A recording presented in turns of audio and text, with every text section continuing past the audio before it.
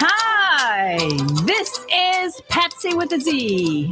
Welcome to Joy on Paper, a program for writers and those who dream of writing, and for everyone who wants to know the story behind the book. Coming to you from glorious Clearwater, Florida, the perfect place for writers to write and readers to enjoy a good book.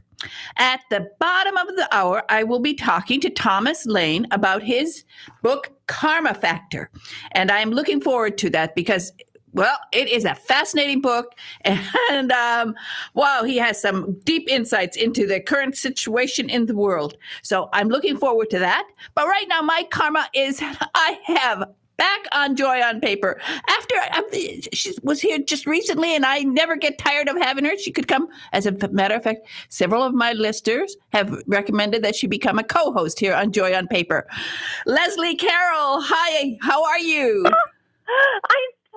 Good morning. You know, I was listening to your theme song again, and I keep thinking it reminds me of, imagine if you had a Hollywood movie and you've got F. Scott Fitzgerald racing to get a script to Maxwell Perkins in time. Oh. And I never told you how much I love your theme song. It's fun.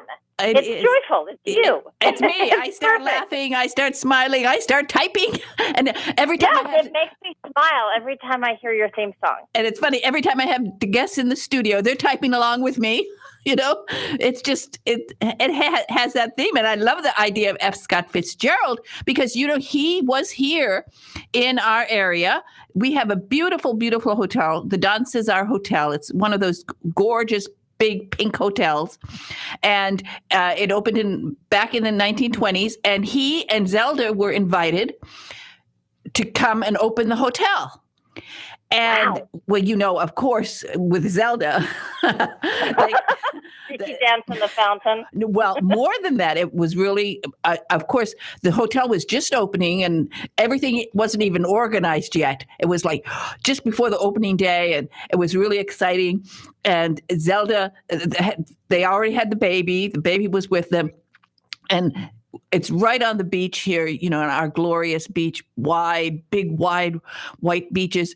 And there she was out there at night dancing naked. I can just imagine. In the moonlight. I can just imagine. Well, F. Scott Fitzgerald and I share a birthday. He's a little bit older than I am, of course. But I've always had a soft spot for him. And The Great Gatsby is one of my favorite novels. And it's one of the ones that I read every single year. There's 3 novels that I try to read every year.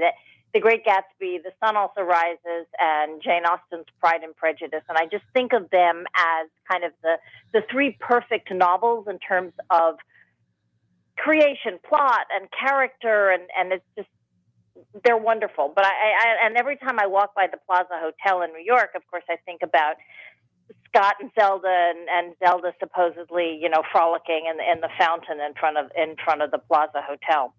Well, if you ever come down to our area, which you should, because it's so beautiful, you have to stay right there at the Don Cesar Hotel and ask them for the suite that where they stayed, and it would be the perfect location for you.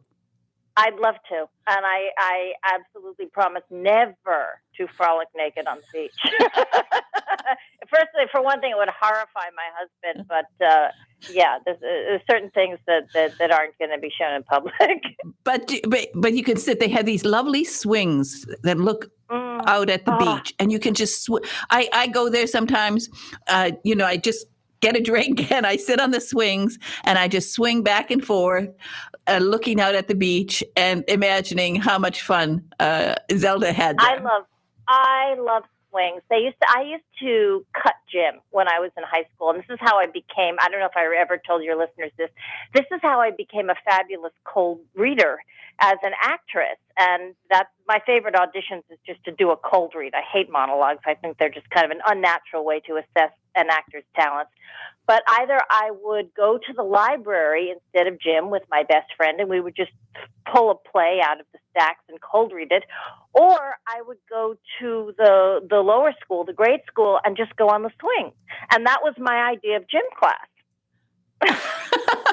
A perfect idea. I love it. Of course. Isn't that exercise? I think it's exercise. Well, swings have played a very important part in my life. Of course, we had a swing on my porch, and I also had a hammock. I practically lived my summers in a hammock reading.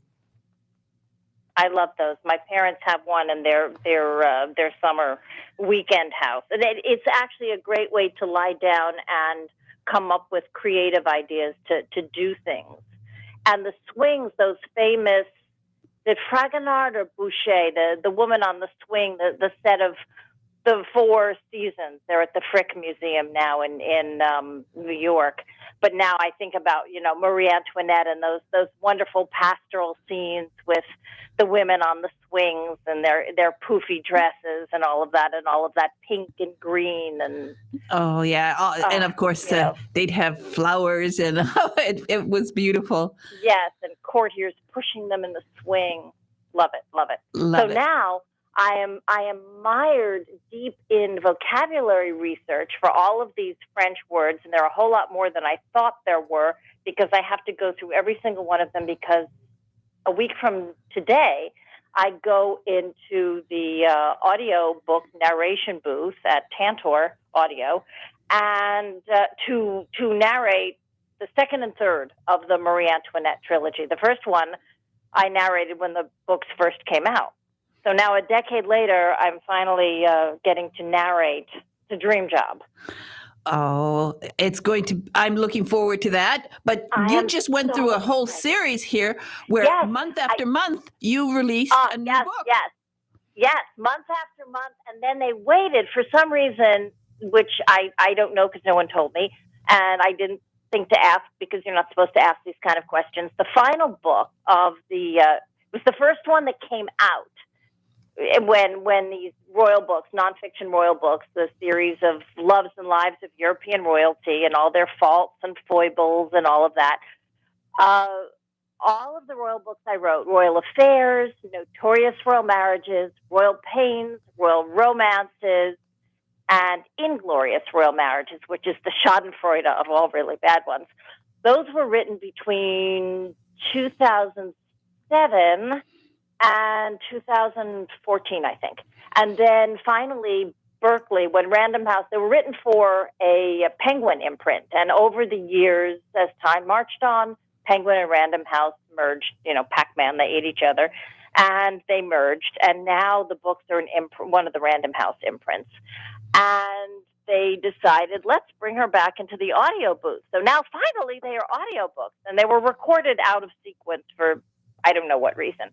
But the first book that I wrote, which was Royal Affairs, was the last book to be recorded, and they released them month by month by month. So the last one to have dropped was just in time for the December holidays. That was Notorious Royal Marriages. And Royal Affairs, for some reason, will be released on the vernal equinox, March 21st. I don't know why there was a 3-month gap, but who knows. But what's wonderful for people who love audio is that because so much time has passed between the time the books were written and the time that I stepped into the booth to tell the story, things have happened. Like Charles became king and he's no longer Prince of Wales, and some of the laws have changed for the British monarchy, and they discovered Richard III's body. So now we know that he really actually had scoliosis, and it wasn't Shakespeare inventing his hump and all of that. So I got to update some of the material. So all of the new stuff, even if you have the paperback and you like to read along with and listening to the audio, or you're listening to the audio in the car or the supermarket or the bathtub or, wherever you enjoy audiobooks, you get to have anything that's been updated where new material has come along. Oh, that's fantastic. And I love listening to audiobooks, and particularly your voice. I mean, you have such a wonderful voice. Of course, being an actress, it was natural to you, and you've done a lot of audiobooks for other people over the years. Yes. It was very interesting because I hadn't met a lot of these people when I started recording the nonfiction for a company I hadn't worked with before. And it was sort of embarrassing because they thought, oh, well, she's just the writer. She's just recording her own books. And I'm like, no, I have a whole career. I've done this for other people before. I even won. They have these awards. They're called Audie for audio, or Audie Murphy for those who remember who the heck he was. They're called Audie Awards for audio. And I won one for narrating a woman's nonfiction book about a very famous grifter from the 19th century. And I had a million accents in it and all of that. And I hadn't even met her at the time. I didn't know these people. So I had a whole career narrating, I still do, narrating other people's work. And I kept saying, why won't they hire me to narrate my own work? I do this. And I love it because it marries my acting career and my writing career, and especially with the nonfiction. The editor who hired me to write those books wanted the books written with a certain tone. She didn't want it to feel like, oh, it's another dry, dusty history book. She wanted it written with a very ebullient, fun tone, a sort of a, come on, pull up a chair. I've got a really great story to tell you about Anne Boleyn. You think her sister was the bad one? Well, or actually Anne Boleyn's sister was really quite a hoot. She was quite raunchy and sexy. But these books tell the real story, the facts. So for people who are interested in The Crown or all of these mini-series about Victoria, or God help us, there's another one coming out about Marie Antoinette. And I have a friend who's been texting me, and she's watching this new Marie Antoinette mini-series. And I said, keep saying, kill me now, this didn't happen, this didn't happen. She's like, did such and such really happen? Did she really do this? I'm like, no, she didn't.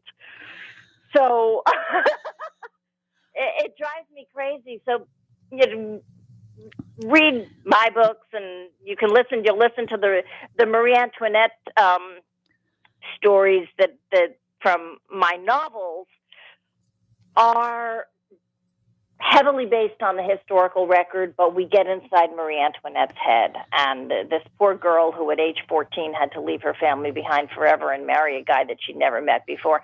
And in preparing the stuff for the final book in the series, I don't know how I'm going to get through it as I read it, because I was crying. I mean, I hope I can make my listeners cry, but I kept grabbing Kleenex just as I was writing down the vocabulary words. I had to stop, and I'm marking up the words, and this is how I want to read it, and this is how I want to get inside their heads. And I thought, oh my goodness, how am I going to get through this? Well, I know the feeling because I cried when I read that one. It's tough. I mean, obviously your listeners are all smart enough to know that anybody who lived between 1755 and 1793 is dead by now. We all know. But it's a tough story. It is. And when you've been to Paris and where you have stood on the spot, and I did the walk, the exact route.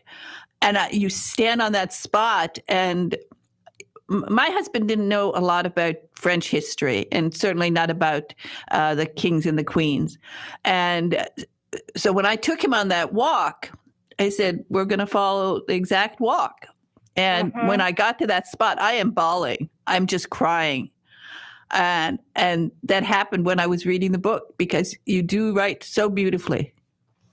Thank you so much. I mean, I kept making myself notes in the margins as I'm working with this and it is what I meant, what I intended to do as I wrote the book, is to bring the readers along the journey. You are there, you are in Paris, you are in Versailles. As the listener and as the reader, I want people to be alongside these characters. I don't want them to feel like, when I was in second grade, they used to take us to the Museum of Natural History on Central Park West, and they had these little clay figures or carved wood in a diorama, and you used to look in the diorama at these little figures that didn't move, that were covered with dust, that had been there for how many decades, and how many second graders had seen them over the years on a class trip, and you felt very removed. You were looking at them through glass.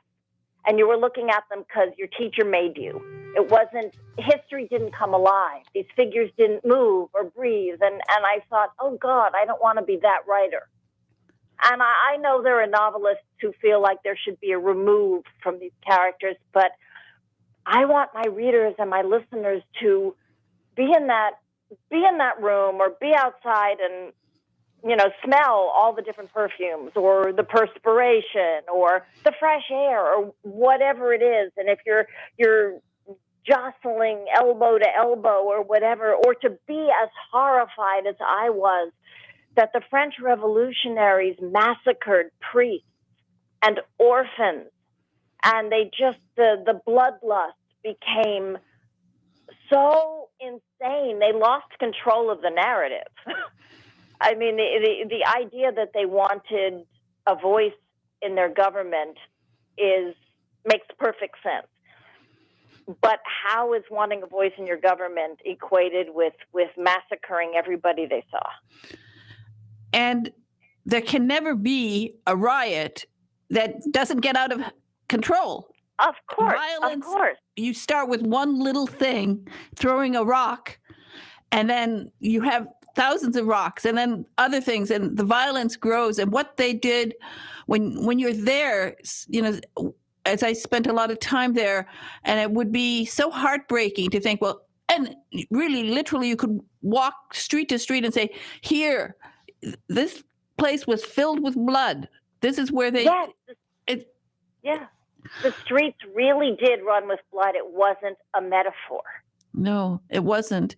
And what's interesting is that when we think about some of the American revolutionaries, and supposedly the French Revolution was modeled on the American Revolution, but it wasn't. Our streets did not run with blood. It was army against army, really. It wasn't, or army against our own revolutionaries. They misinterpreted the memo. Yes, it's definitely. And I love the whole Marie Antoinette series. I remember years ago when I first went to the Louvre, and I went where they have the clocks, and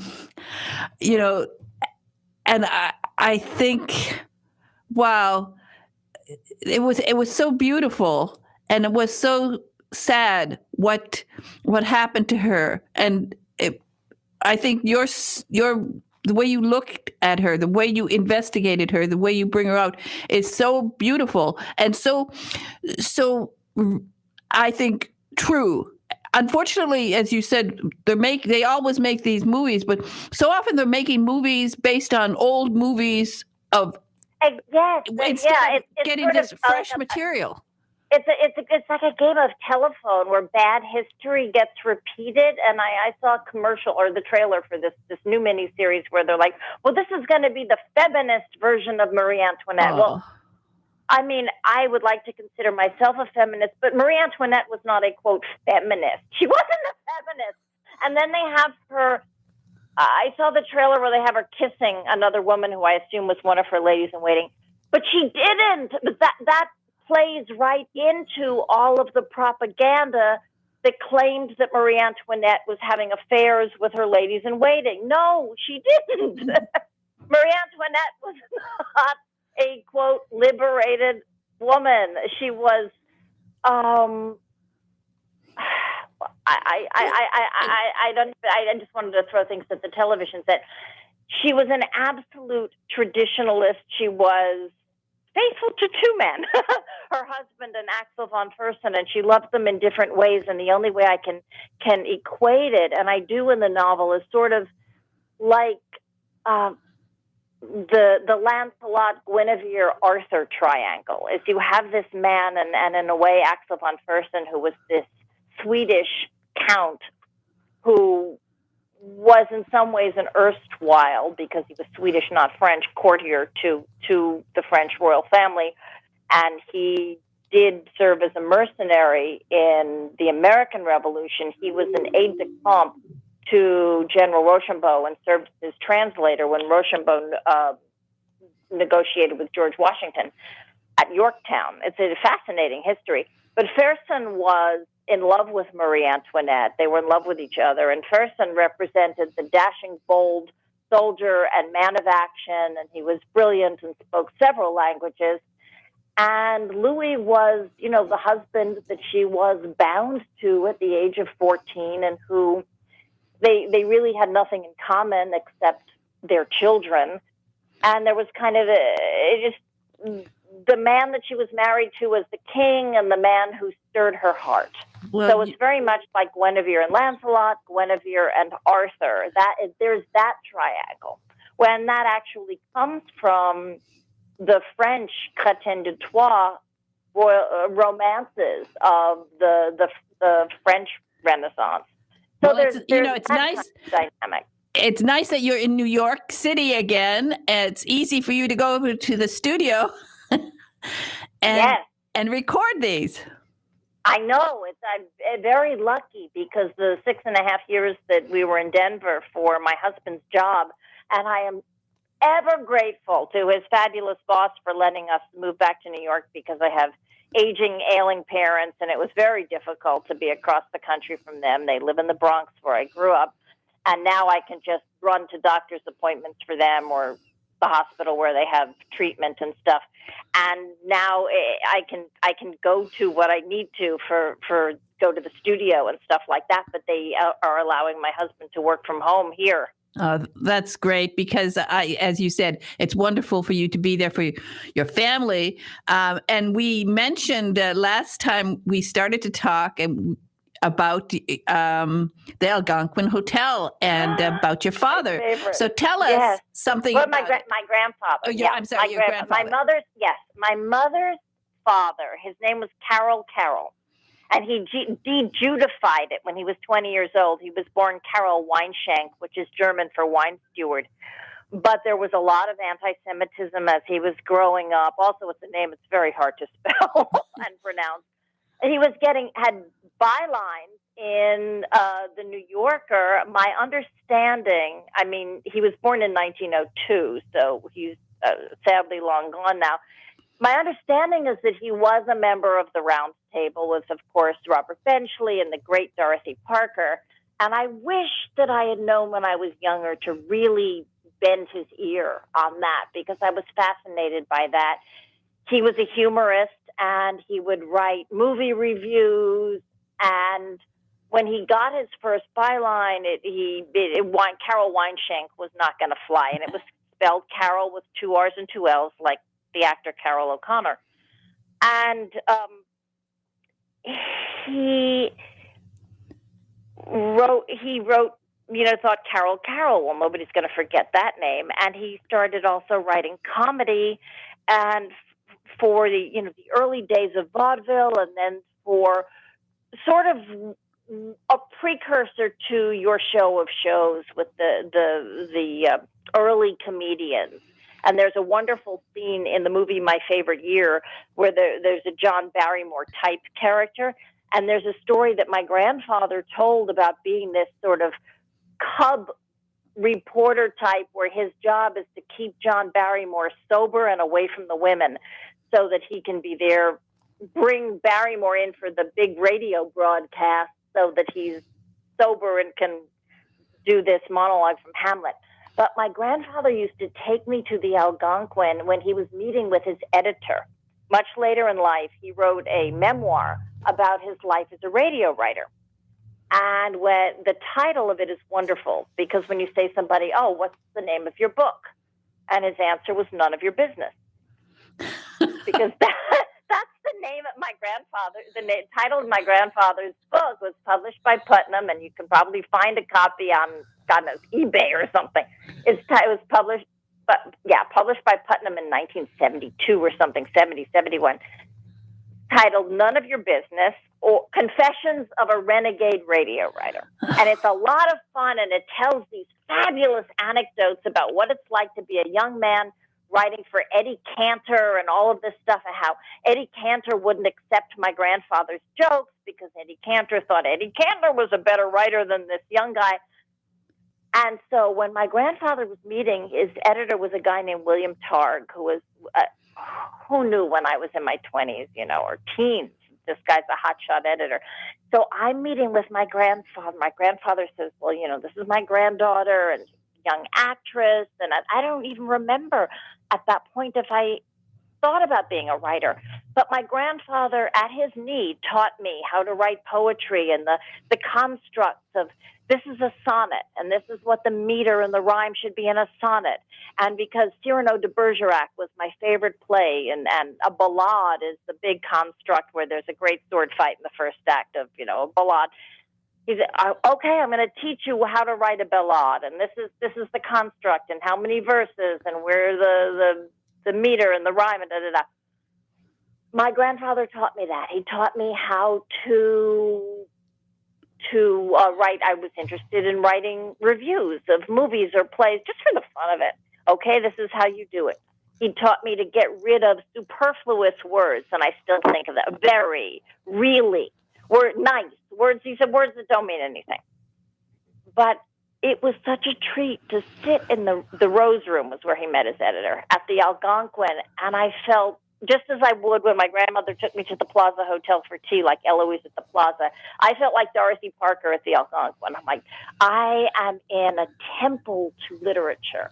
I have stepped back God knows how many years. Maybe I was precocious. Maybe it's growing up in New York City, but maybe I was born in the wrong decade. I don't know. Oh. But it's just so wonderful, and I think it's changed a lot since the last time I was in the Algonquin. I had met somebody who wanted me to read a small part in something for him. It was a script I read, and stepping back into the Algonquin felt wonderful, but I think they'd redone some of it, and I just missed my grandfather so much. Yeah.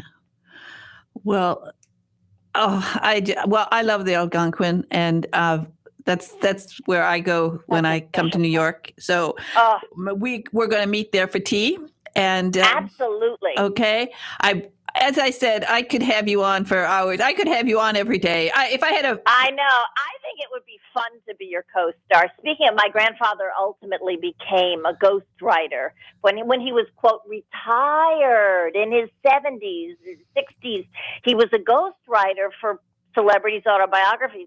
And he was a ghostwriter. He was Ed McMahon's ghostwriter, speaking of sidekicks on talk shows. It would be so much fun, but I think you take over because you're a born star, and it's always a joy to talk to you. And I want to thank you so much for joining me today on Joy on Paper.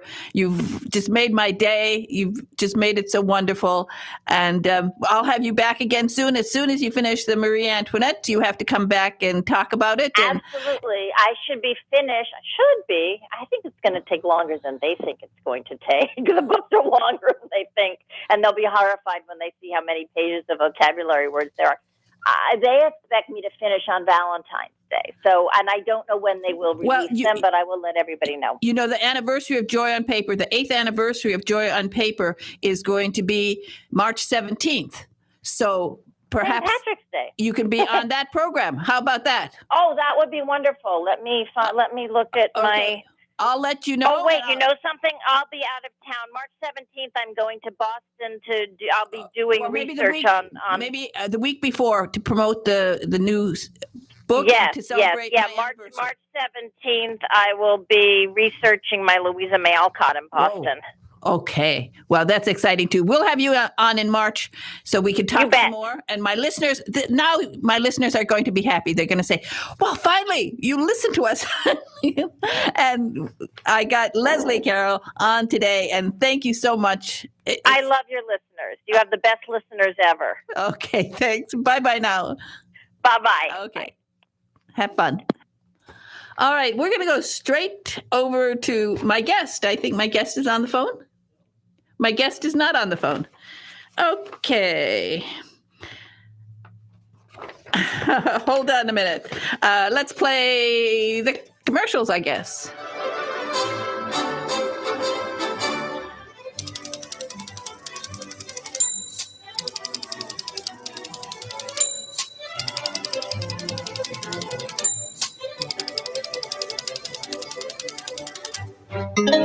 This is the Tan Talk Radio Network. Are you ready to eliminate your home energy bill? Well, get ready to harness the sun. Go EHS, Effective Solar Solutions by Efficient Home Services. With no upfront costs, you can save money on your utility bill and even eliminate your electric bill altogether with EHS Solar. Call EHS, the #1 solar installer nationwide. We know how to customize your home. EHS handles every project in-house with no subcontractors. Remember, no upfront costs, tax breaks, and the best company in the business, Efficient Home Services. Schedule an appointment today at 727-353-3757. Visit our website and download your free buyer's guide to going solar at www.goehs.com. Go solar, go savings, go EHS. Call 727-353-3757 today to talk to our experts.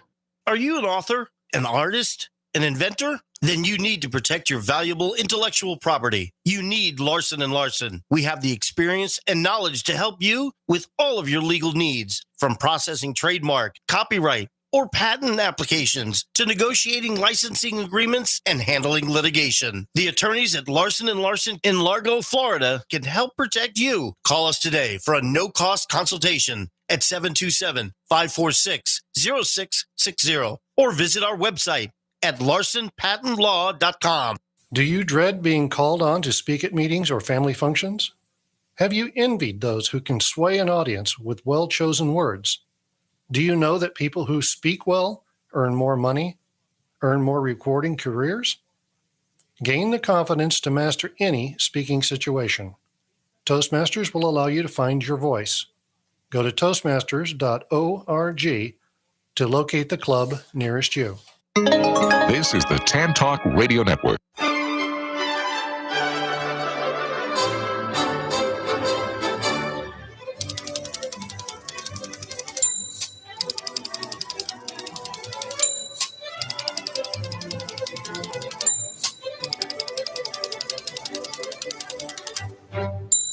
Hi, this is Patsy with a Z, and I am back with my next guest, Thomas Lane, and the name of his book is The Karma Factor. Hi, Thomas.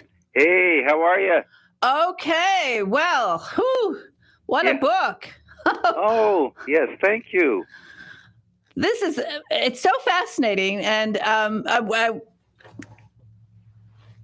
first of all, I want to say the part about set in New York. I love New York, and I was just talking to an author who lives in New York City, and she's so happy to be back living in New York City.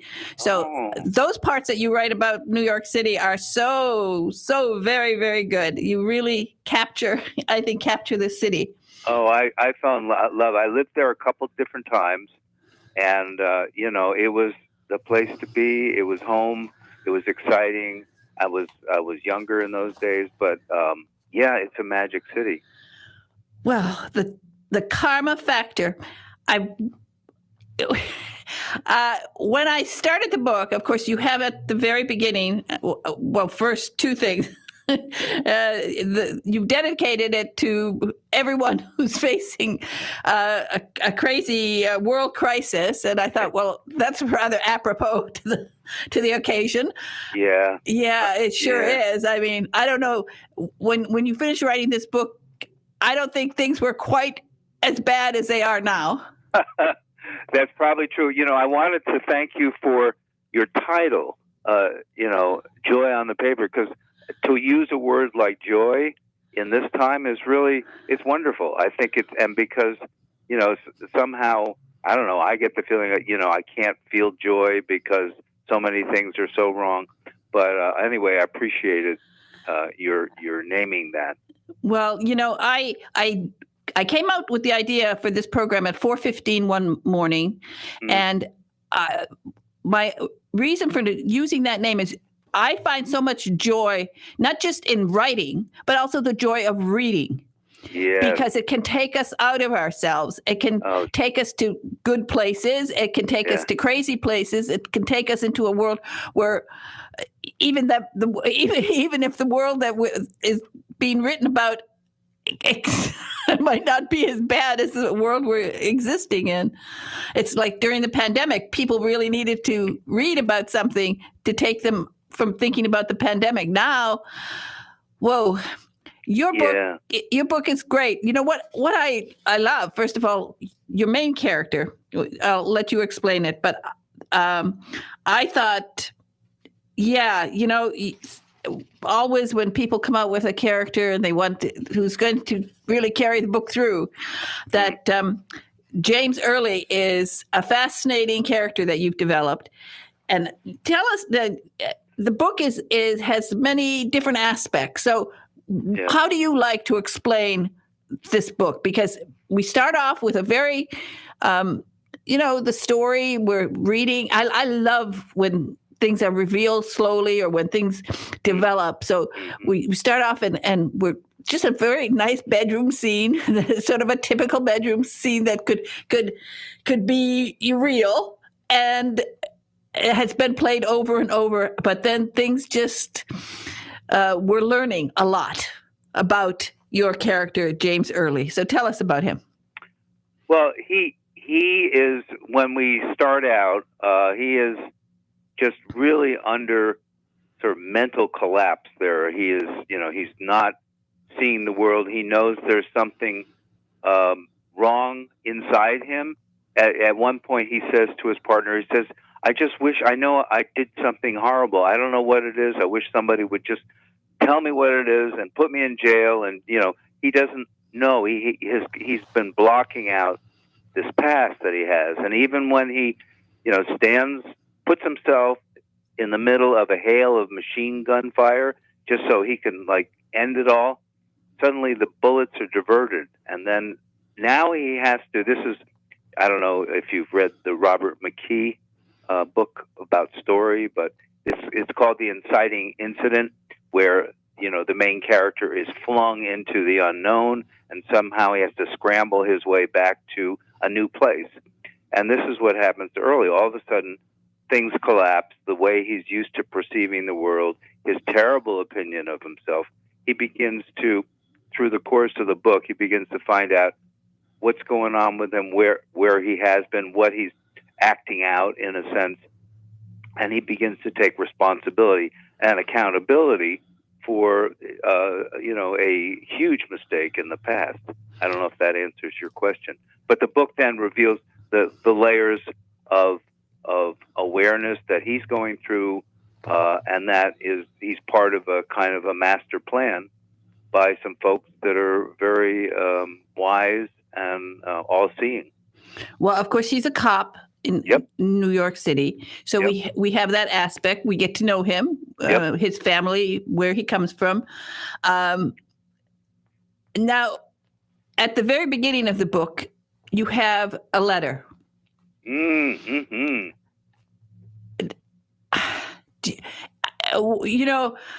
One of the times I remember really losing it when I was watching a television program. It was years ago. I was in England, and they showed the story about the Chinese blowing up the Buddhist monasteries. Yeah. These gigantic places with these people who were peaceful, and they just blew them up. Yeah. And I couldn't believe that there could be people so evil. Yeah. No, I agree. So how does this letter come into it, and how does the whole idea of karma, where did you find this idea? Let's see. The letter is the very, very big picture, which is, I don't want to give it away too much, but is a renegade monk who believes in past lifetime, who sees after World War II, he looks sort of through his very vast perspective, and he sees a world that's in trouble, and that even when Hitler is defeated, another strongman, another dictator type person will come into play, and we have seen that. And so he is trying to avert that by tackling what he considers the what's really going on, is bad karma. Karma being sort of the cause, spiritual cause and effect of things. So that, and he's trying to approach, solving just massive failures as people that walk around with horrible things that have been done to them and done to that they have done in the past, and cleaning them up. So this is the big picture, the big roadmap, and then we go down into the hands-on and how it's being worked out. My relationship with karma and spirituality really came. I have basically kind of a two-track thing. When I was a kid, I was raised in a very intellectual family, Harvard, Yale, and all that, and I just was not. I just didn't relate to that. And when I was feeling, sort of as an outsider, I don't know if I developed it, but I had this vast imagination. So I would take relief and escapism through this imagination. And then at a certain point, I couldn't hold it all away. The imagination wasn't always working to protect me. But then I ran into The Hobbit. My fourth grade teacher read The Hobbit out loud, and I was transfixed on this other kind of alternative reality of fantasy and literature, and the joy of reading and turning the imagination into that. That turned into spiritual quest and trying to understand the world, trying to understand myself. At the same time, I was very much a guy. I love sports. I love action adventure. I love, this kind of competition among guys and stuff. So when I came to, maybe in my 20s and 30s, these two things, as a regular guy and a spiritual quester and imaginative creative thing, they began to combine in a kind of opposing vectors inside me. But that was the impetus for creation. And I began writing and playing the guitar and singing and getting involved in progressive movements and stuff. So when I ran into the concept of the Akashic Records, which is how I termed at that point as a database of past lifetimes, I thought, how interesting, and how I could perhaps weave together this sort of database of past life of everybody's incarnations being expressed in this database. It's nothing you can see. It's not a real thing in terms of the physical plane.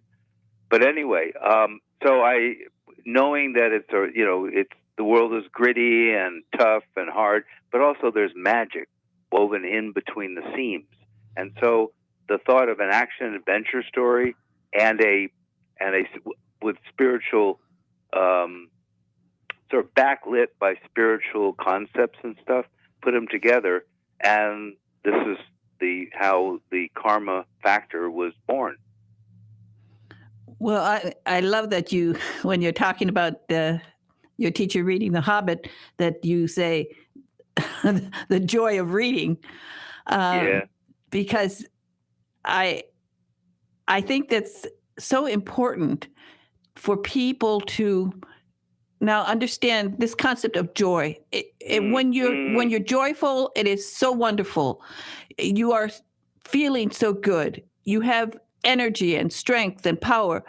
And then, as we now know, the world is in crisis, and I don't understand a lot of it myself. I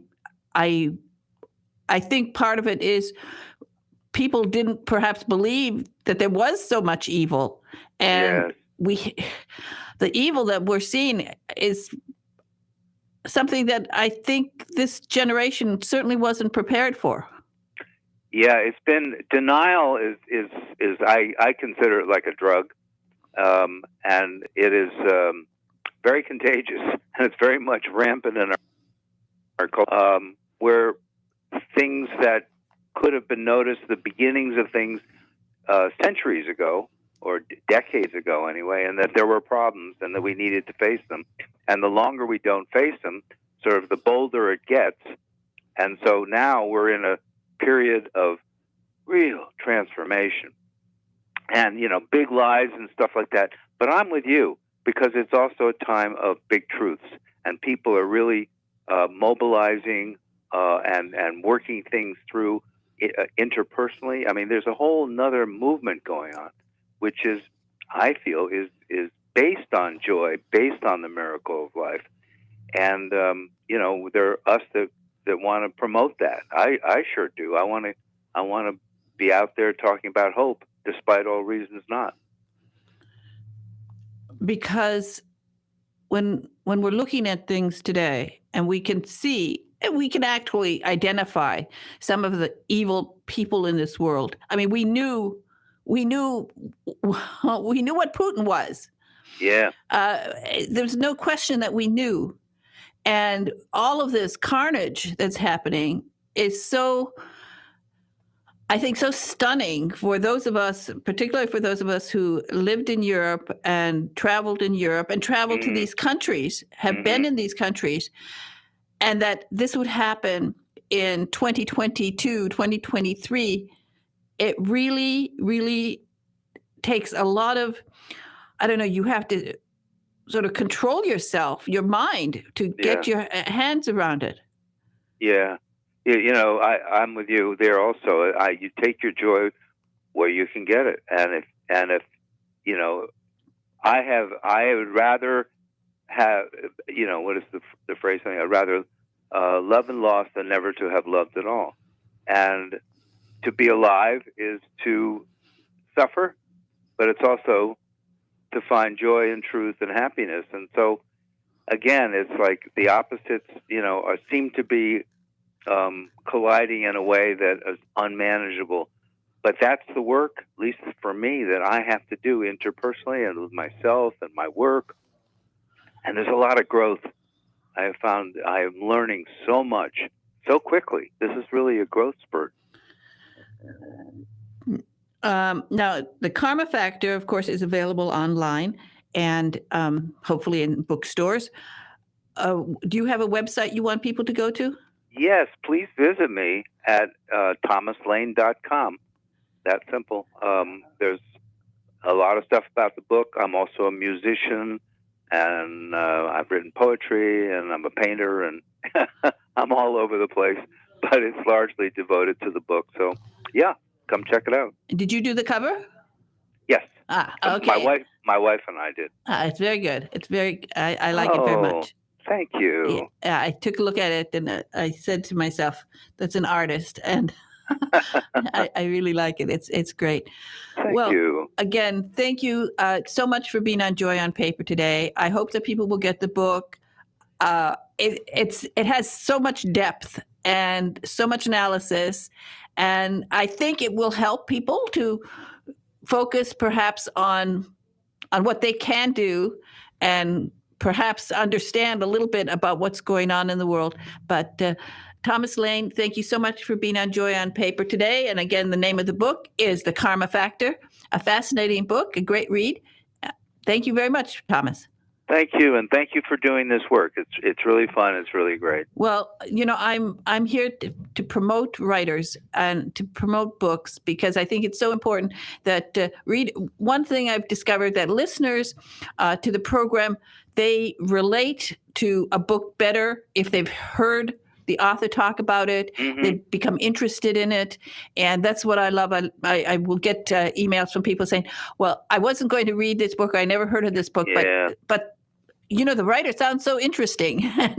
And as I want to tell people again, anybody who loves books that really do feature great parts of New York City, they will love to read this book. Again, Thomas, thank you for being on Joy on Paper today. Thanks so much. Take care, everyone. Okay. God bless. Bye-bye. Bye-bye.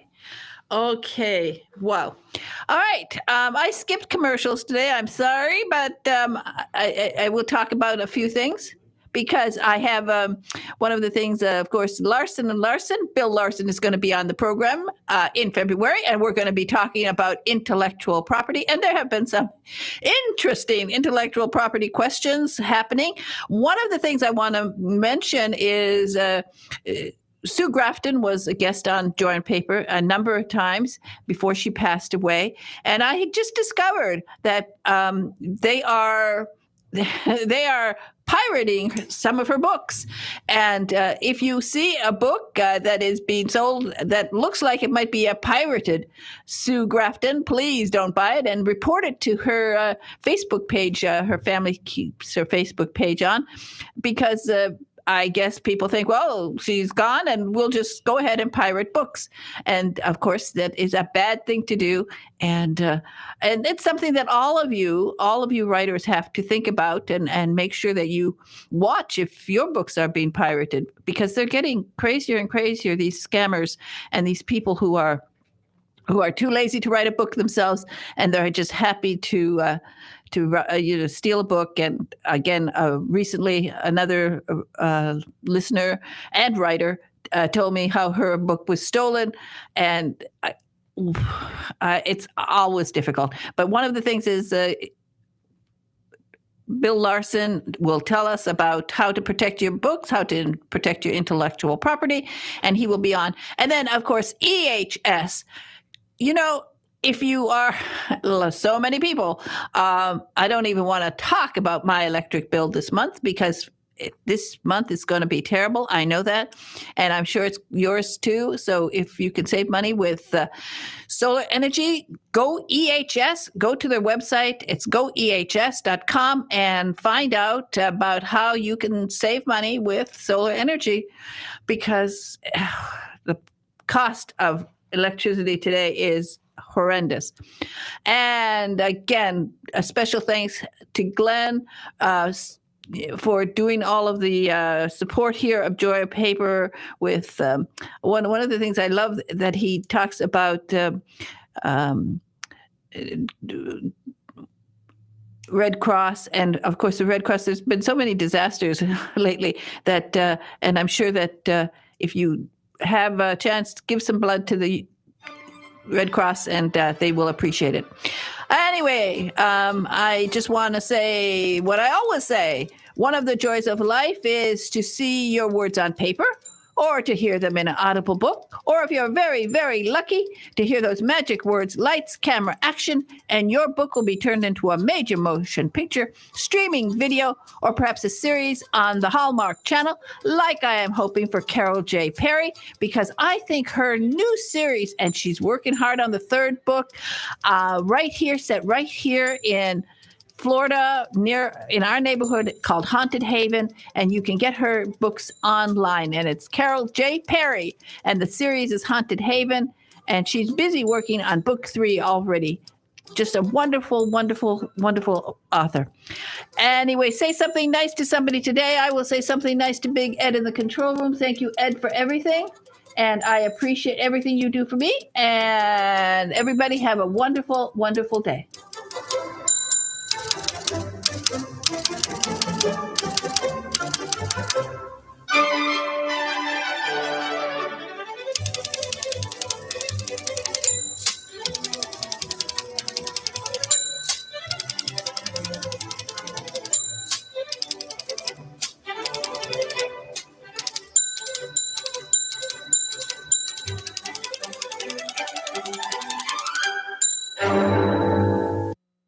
WTAN, Clearwater, FM 106.1, WDCF, Dade City, FM 102.3, WZHR, Zephyrhills, FM 104.3. Listen.